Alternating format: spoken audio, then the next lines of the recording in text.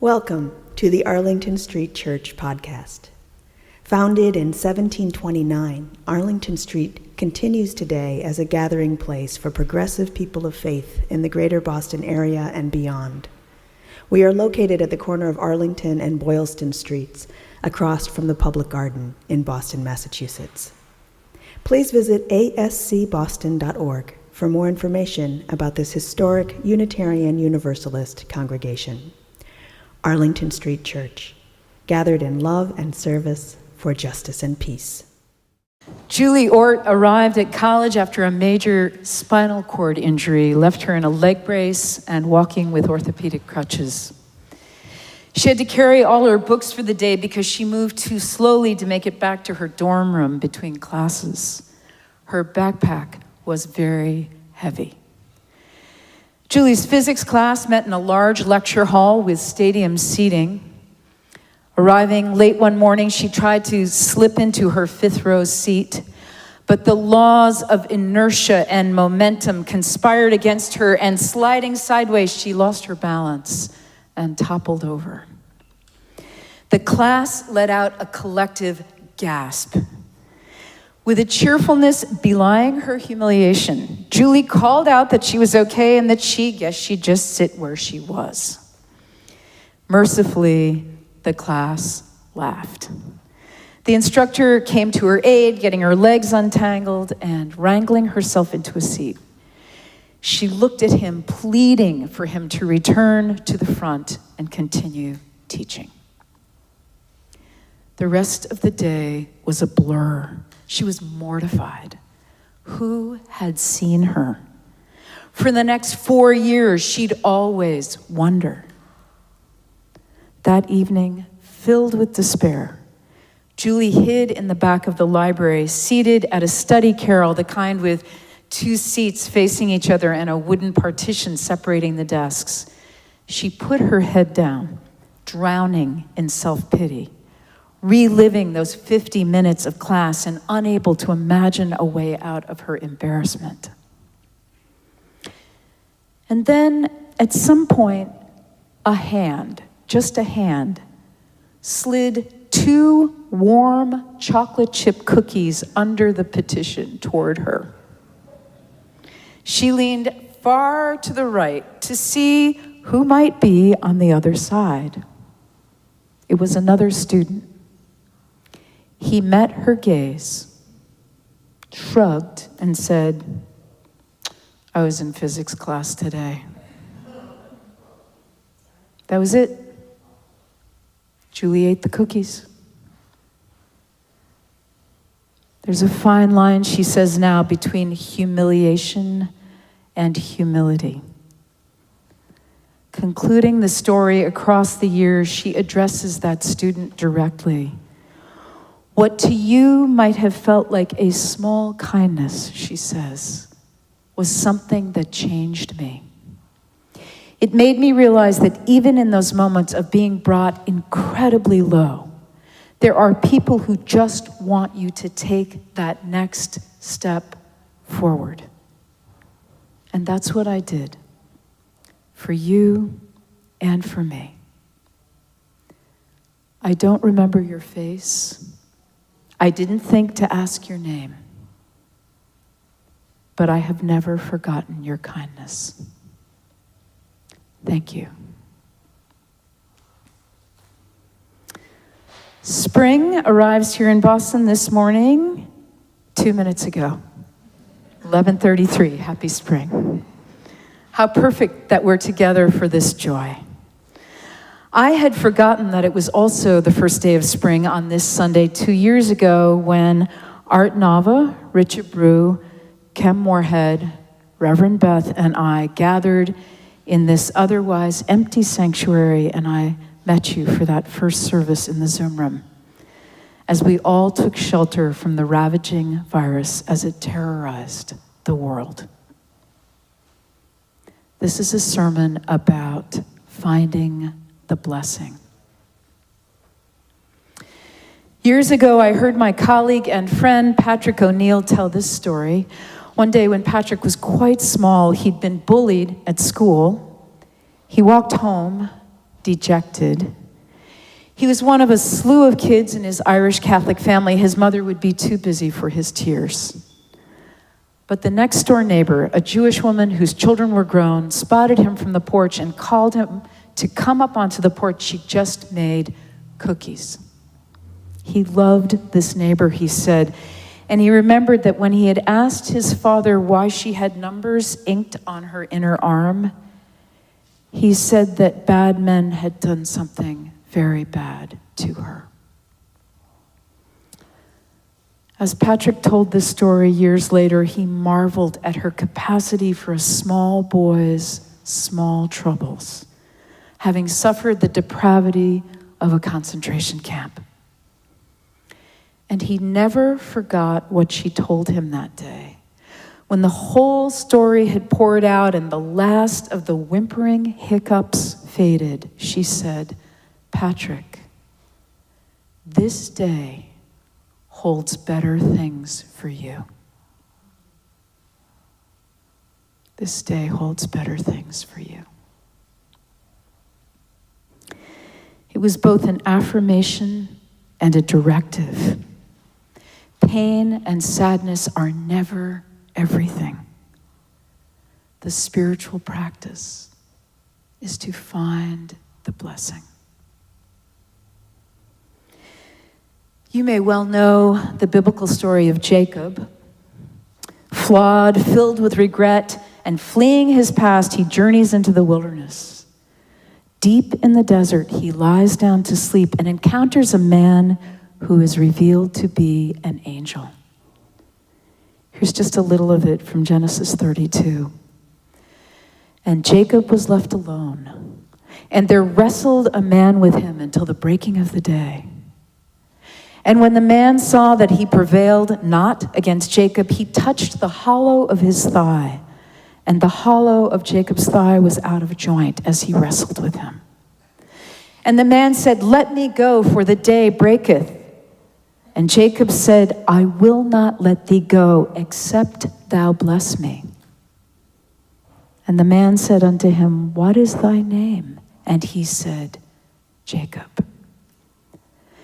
And the man said, 'Thy name shall be called no more Jacob, but Israel. For thou hast wrestled with God and with man, and hast prevailed.' And Jacob asked the man, 'Tell me, I pray thee, thy name.' And the man said, 'Wherefore is it that thou dost ask after my name?' And he blessed him there. And Jacob called the name of the place Peniel. For I have seen the face of God face to face, and my life is preserved. And as he passed over Peniel, the sun rose upon him, and he halted upon his thigh." The lesson is that sometimes we have to wrestle for a blessing, and sometimes we are scarred by it. Afterward, we are never the same. The spiritual practice is to find the blessing. So many months ago now, Reverend Beth exhorted us to consider the possibility of welcoming something beyond sheer misery during the great pause. I have been praying on it ever since. At least once a day, I'm horrified by the destruction this global pandemic has wrought, always starting with the senseless death of our beloved John Baptiste. But today, to honor this 2-year anniversary, I invite us to dig deep and lift up the gifts we have been given in these impoverished times. I'll start. There has never been a single moment when Art Nava or a member of our tech team has said, "Kim, we can't do this." They have been and remain way out ahead of me, anticipating challenges and problem solving with prodigious intellectual firepower and an arsenal of spiritual gifts, starting with curiosity, wonder, and an extravagant love of beauty. I have learned so much from Art and the tech team about landing in the moment, flexibility, nimbleness, and resilience. I was terrified that we would be overcome by the loneliness of isolation and that you would feel forsaken by our beloved spiritual community. How could a virtual gathering possibly fill that yawning chasm of despair? I remember my very first experience of Zooming with you. It was our inaugural Wednesday tea party, then and still one of my favorite times of the week.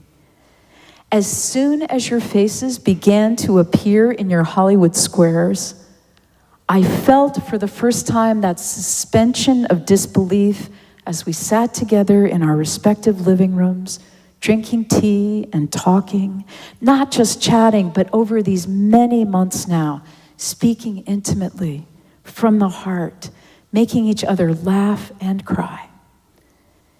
Your kindness to one another and to me moved me so deeply. It still does. And that was the moment I knew that no matter what, we were going to be all right. Ever since reading the chat after the Sunday service ends, I have been moved to tears countless times, moved by the warmth of your welcome to one another, by your care for one another, by the presence of love within and among us. And then 2 years ago on Easter Sunday, gathering entirely virtually for our first major holiday, the Zoom room was teeming with new friends from all over the country. Suddenly, the beloved spiritual community was not limited by geography. I climbed down out of the pulpit in a state of awe, and I said to Art and the tech team, we can't go back. What I meant was we can never and we will never return to an all in-person congregation because the church has left the church. I count that as the moment I first knew that longing for the old normal was not the right paradigm. When we were forced to face it, so much was broken about the before times. Now we are living into these times, building this road as we walk on it, keeping each other close across the miles.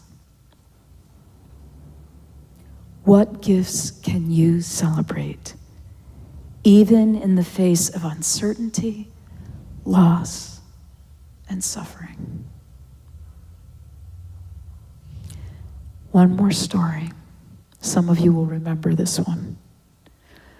Many years ago, my friend Victoria and I were praying at New Mexico's El Santuario de Chimayo when a tiny, ancient Spanish woman dressed entirely in black walked into the church.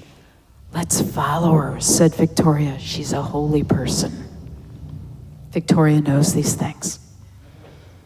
We walked behind her into the tiny room with a round hole in the center of the dirt floor, where tourists fill plastic snack bags with the holy dirt of the lords of New Mexico. The woman did not stoop down for dirt. She merely stood, motionless, her eyes closed, her deeply lined face quietly composed in prayer. We too closed our eyes and prayed. When I opened my eyes, I found her gazing intently at me with clear, dark eyes. "May you be well," she said. "Peace be with you." "Muchas gracias, señora," I answered, "y también con usted." Victoria was ecstatic. "She gave you a blessing," she said. "You're blessed." The next afternoon, the bottom of Frijoles Canyon was shimmering under an August desert sun as I stood on a huge boulder and swung out over a waterfall on a deceptively thick green branch. There had been a drought. At the very moment I hung suspended over the falls, the branch snapped and I fell. This is what I saw as I somersaulted over and over and over. White water, black rocks, red canyon walls, green trees, blue sky, water, rocks, walls, trees, sky, water, rocks, walls, trees, sky. I was absolutely certain that I was about to die, that I would die as I hit the bottom. And this is what I thought. My last glimpse of the earth. So beautiful. I landed hard, but somehow seated upright and very much alive, up to my waist in the icy water at the shallow pool at the bottom. At the edge, my then 2-year-old daughter, Jamie, was building a sandcastle. She looked up, not the slightest bit impressed by how I had arrived there, fixed her clear, dark-eyed gaze on me for just a moment and said, "Oh, hi, Mommy." For I have seen God face to face, and my life is preserved. My left wrist was shattered, but I walked up out of the canyon streaming with joy to be alive, for another chance at life here on earth, streaming with gratitude that it was my arm and not my head that had taken the rocks, streaming with awe at the vivid, pulsing beauty of the Eden of the canyon. I was delirious with joy. I only have to remember, and I am blessed with it again. It was a very small price to pay for such a great blessing. And for months after that epic fall, I wore something resembling a stainless steel erector set on my forearm, screwed right into my bones. Mostly I covered it up, but when the sales clerk at the old Radio Shack on Boylston Street wanted to see it, I unwrapped it to show him. He passed out and slid down behind the counter. Strangely, I felt incredibly powerful. Not because my fixator was fearsome, but ironically, because my brokenness was showing. Spotting my hardware everywhere I went, everyone talked to me, went out of their way to tell me about their boo-boos, wounds that showed and wounds that did not. I'd been told I would never use this arm again. On the day my surgeon triumphantly unscrewed his masterpiece, I wept. I was so grateful. And I didn't want to go back into hiding. There is so much power in powerlessness. Perhaps the pandemic has been our collective fall, can be our collective awakening, our collective breaking open and coming out of hiding. The spiritual practice is to find the blessing. Beloved spiritual companions, with Julie Ort making her way after a terrible accident, let us remember that even in those moments of being brought incredibly low, there are people who just want us to take that next step forward. With Patrick O'Neill's neighbor who survived the Holocaust, let us affirm together, this day holds better things for you. With Jacob, who wrestled with an angel, let us remember that while sometimes we are scarred by it and afterwards we are never the same, sometimes we have to wrestle for a blessing. What gifts can we celebrate even in the face of uncertainty, loss, and suffering. There is so much power in powerlessness.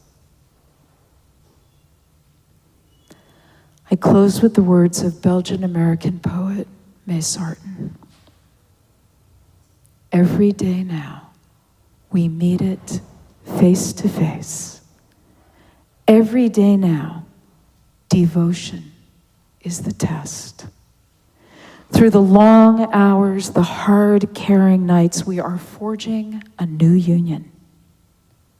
We are blessed. As closed hands open to each other, closed lives open to strange tenderness, we are learning the hard way. Who says it is easy? But we have the power. I watch the faces deepen all around me. It is the time of change, the saving hour. The word is not fear, the word we live, but an old word, suddenly made new. And we learn it again as we bring it alive. Love, love, love, love. Amen.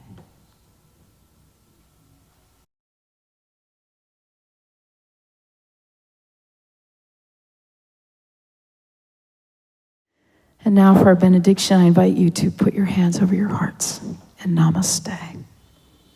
I bow to the divine in you. Theologian, organist, and physician Dr. Albert Schweitzer said, "At times, our own light goes out and is rekindled by a spark from another person. Each of us has cause to think with deep gratitude on those who have lighted the flame within us. Let us keep this faith, beloveds, and pass it on.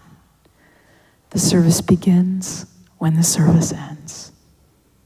Bless your hearts. I love you. Amen."